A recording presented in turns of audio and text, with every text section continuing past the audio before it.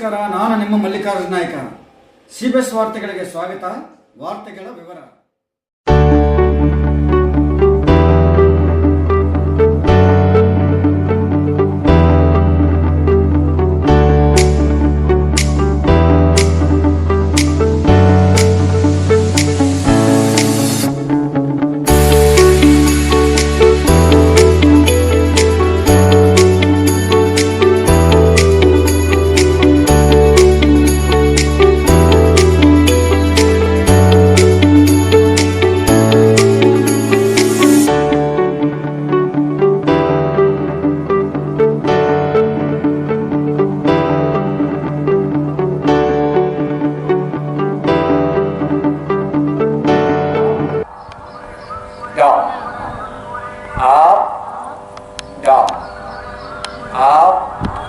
Down.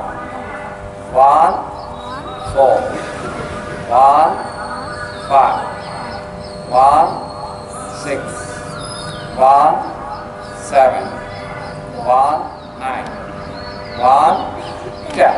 Relax. ಈಗ ಎರಡು ಕೈಗಳು ಮತ್ತೆ ಹಿಂಗೆ ಹಿಡೀರಿ. ಇಲ್ಲಿಂದ ಪಂಪಿಂಗ್ ಮಾಡಬೇಕು. 1, 15, 16, 17, 18, 19, 20. Relax. ಈಗ ಎರಡು ಕೈಗಳು ಓಪನ್ ಮಾಡ್ಕೊಳ್ಳಿ.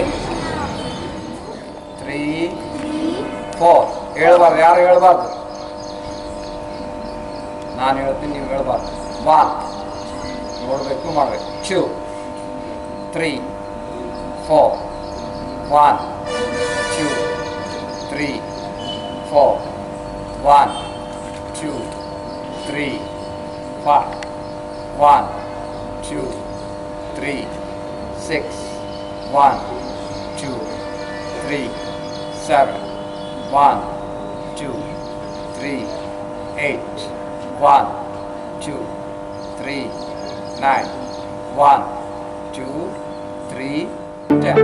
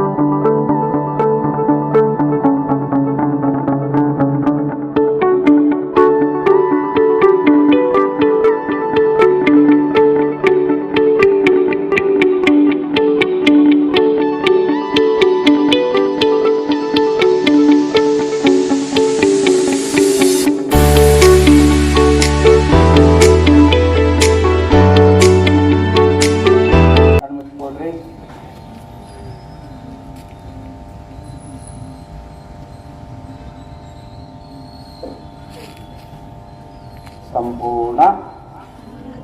ಯಾರು ಮಾತಾಡಬಾರ್ದು, ನಾನು ಅಷ್ಟೇ ಹೇಳ್ಬೇಕು, ಯಾರು ಮಾತಾಡ್ಬಾರ್ದು, ಸುಮ್ಮನೆ ಕೇಳಿಸ್ಕೋಬೇಕು ಅಷ್ಟೇ ನೀವು. ಸಂಪೂರ್ಣ ದೇಹಕ್ಕೆ ವಿಶ್ರಾಂತಿ ಆಗಿರುವಂಥ ಆಯಾಸವನ್ನು ದೂರ ಮಾಡ್ತಾ ಬನ್ನಿ. ಮನಸ್ಸು ಶಾಂತಗೊಳಿಸ್ತಾ ಬನ್ನಿ. ದೇಹವನ್ನು ಹಗುರಗೊಳಿಸ್ತಾ ಬನ್ನಿ.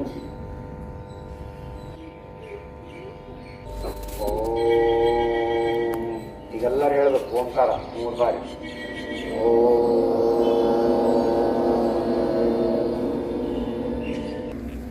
ಇನ್ನೊಮ್ಮೆ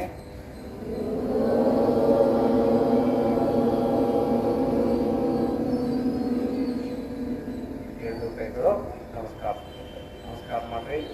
ಎರಡು ಕೈ ಹಿಂಗೆ ಬರಬೇಕು. ನಮಸ್ಕಾರ. ಕೈ ಆಸೆಗಳಿಗೆ ಬಯಕೆಗಳಿಗೆ ಕೊನೆಯೇ ಇಲ್ಲ. ಅವುಗಳನ್ನು ಈರಿಸಿಕೊಂಡಂತೆಲ್ಲ ಅವು ಮತ್ತೆ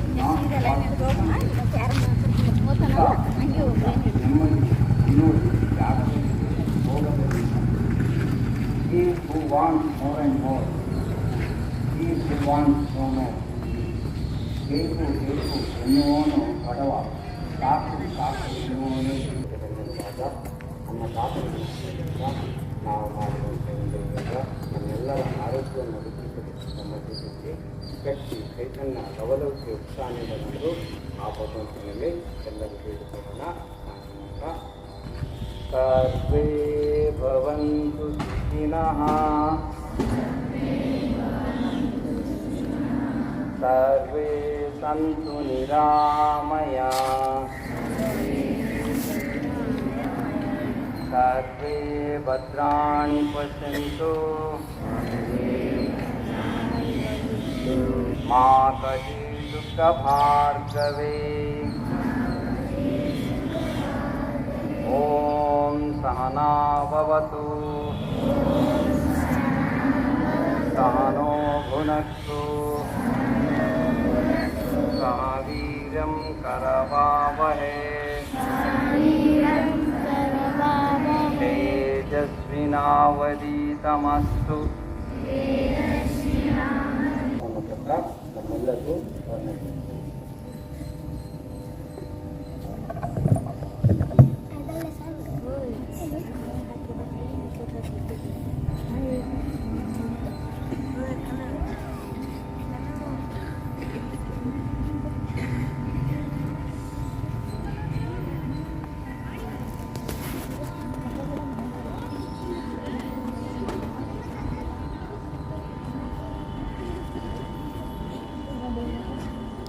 ಇಲ್ಲಿಯವರೆಗೂ ತುಂಬ ಅತ್ಯುತ್ತಮವಾಗಿರ್ತಕ್ಕಂಥ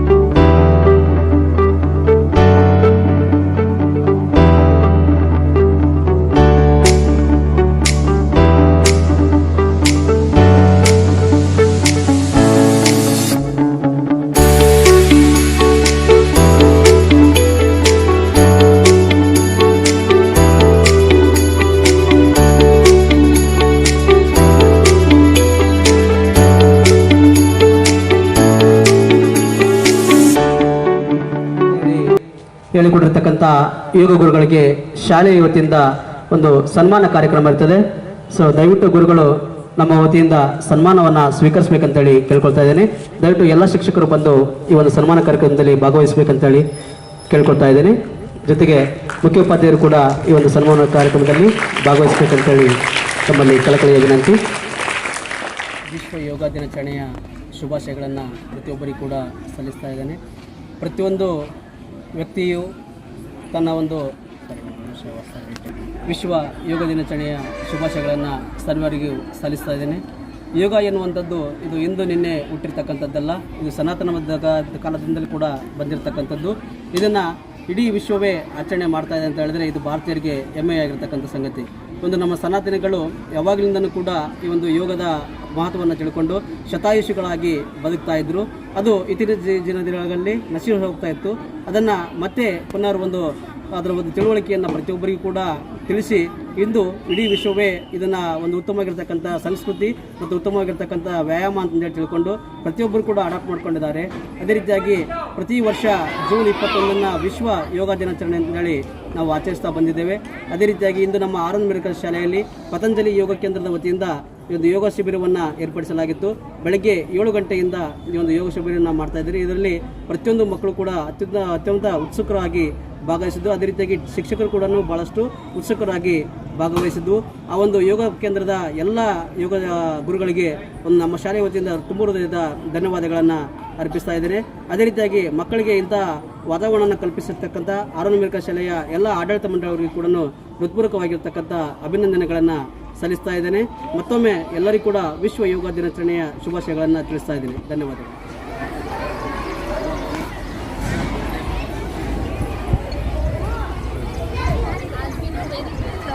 Celebrated on every year on 21st June. So on this occasion, even in our annual marriage for school also we celebrated. And through this occasion, through this event, we taught students what is the importance of yoga, and we also taught like how the yoga plays an important role, vital role in our life. And also students have learned and they have come through like how yoga plays a very important role in their life. And yoga Guruji also showed and very good portions to the students through which they have learned importance of yoga. June 21st, we are celebrating World International Yoga Day. Usually it is our tradition and it was spread throughout the world. Actually our Prime Minister Narendra Modi ji introduced this one. And we know that a sound mind in a sound body. And this is yoga we have to do and we have to make the student to practice this. Thank you.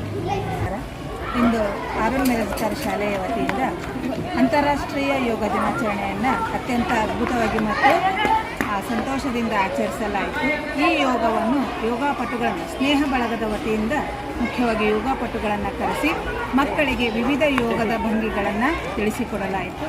So ಈ ಕಾರಣದಿಂದ ಯೋಗ ಮಾಡುವವನು ನಿರೋಗಿಯಾಗುತ್ತಾನೆ ಎನ್ನುವಂಥ ಸಂದೇಶವನ್ನು ಸಾರಲಾಯಿತು ಎಂದು ಹೇಳುತ್ತಾ